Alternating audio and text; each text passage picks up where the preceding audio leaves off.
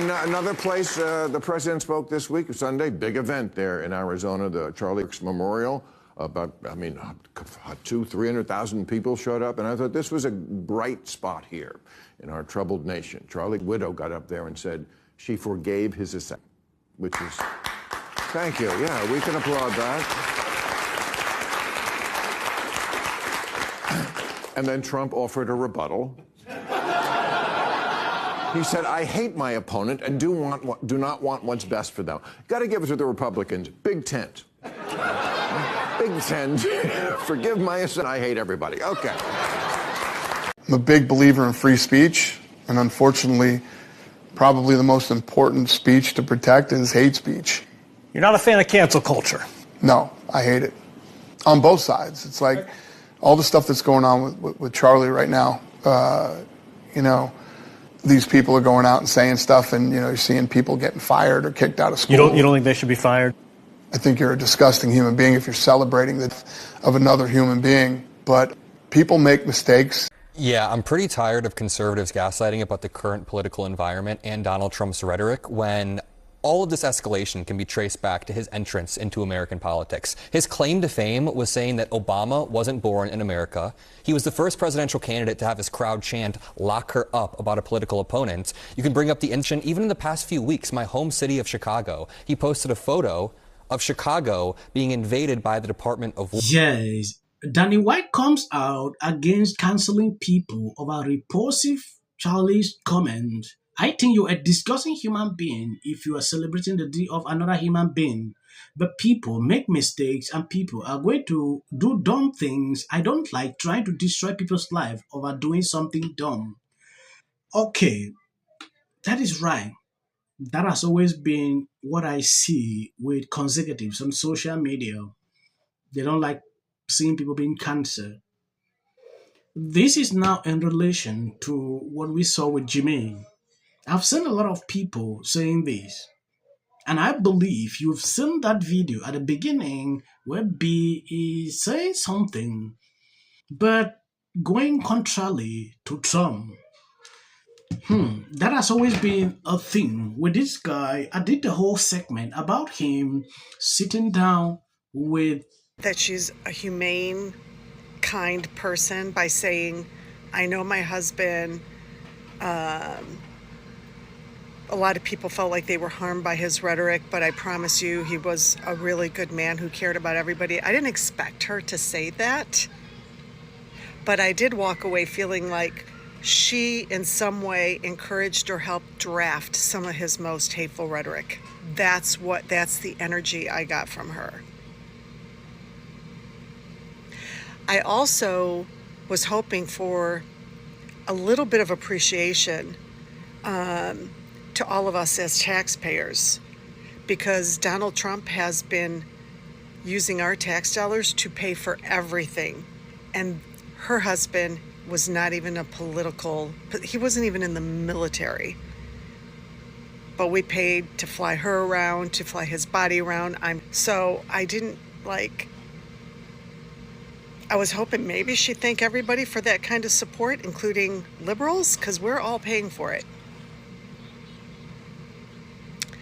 I was really hoping, because by the time she gave this speech, we knew a lot. This is a great time to remind everybody we're all American. We shouldn't be making accusations and threatening each other. But no, she gave the big, bold warning and dog whistle that the fight is going to get even more aggressive from the right. And she said, I'm going to fight the rest of my life to keep his legacy alive. And that we have no idea what we have done. Like he's some kind of Jesus figure hanging from the cross. Well, I am going to help keep his legacy alive. I'm going to do everything I can to make sure he's not. I'm going to stand by the millions and millions of people who were victimized, traumatized by the influence of his homophobic rhetoric.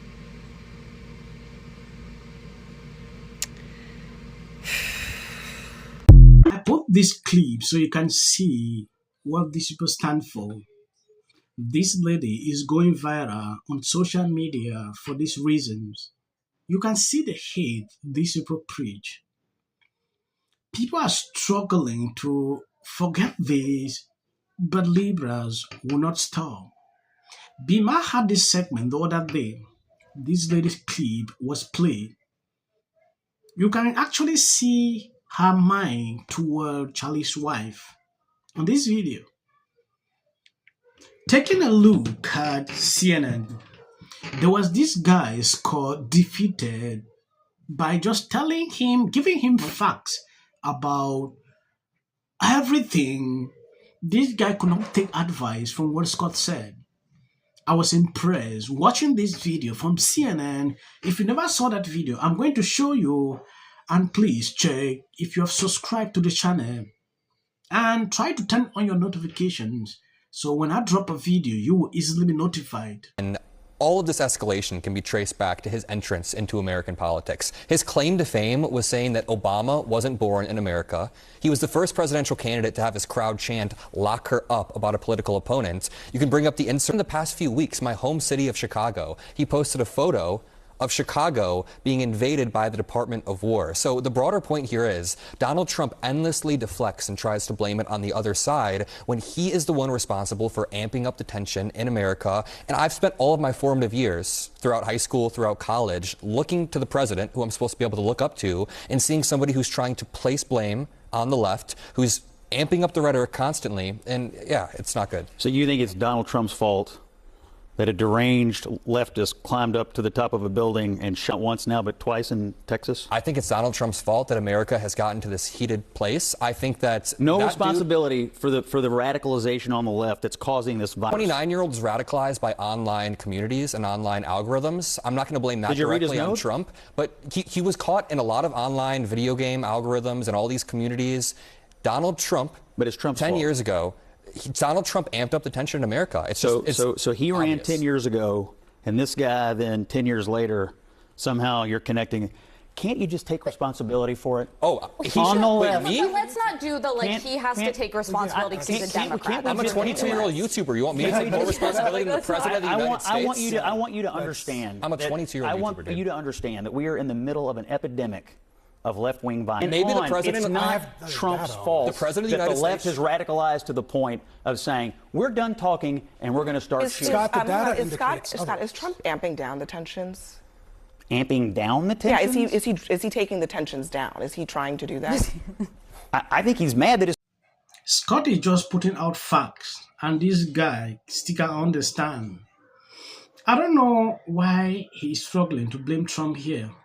It's insane. They can't own it. They can't accept it. For years, they are calling Trump this, that. He's a threat to democracy. He is this, he is that. That has always been a thing. If you are doing this, what do you put in the minds of people that are not okay, deranged people in the society, to look at Trump as someone that will destroy your life? Obviously, any person supporting him will be looked at with different eyes. That is a mindset liberals put in people, especially some of their base. So when I see him sitting here still struggling to deflect from the fact that a lot of these things are happening as a result of what they have done in the past, it makes me sad that they can't accept the truth.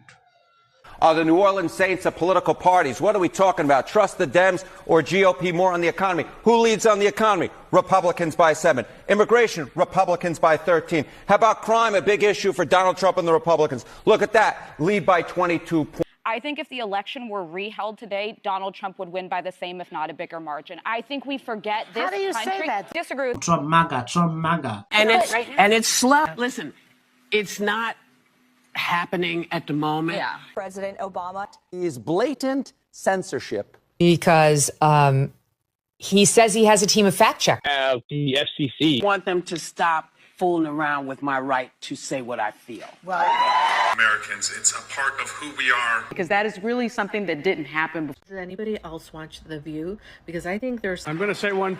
Look, There are certain rules of free speech that we must all abide by. But in case anyone needs a refresher, we're going to go over the rules again. He does not have a right to have a television show where he lies his ass off to the American people. Well, there are repercussions to spreading lies. Somebody to get up there, not all the same people that are in these polite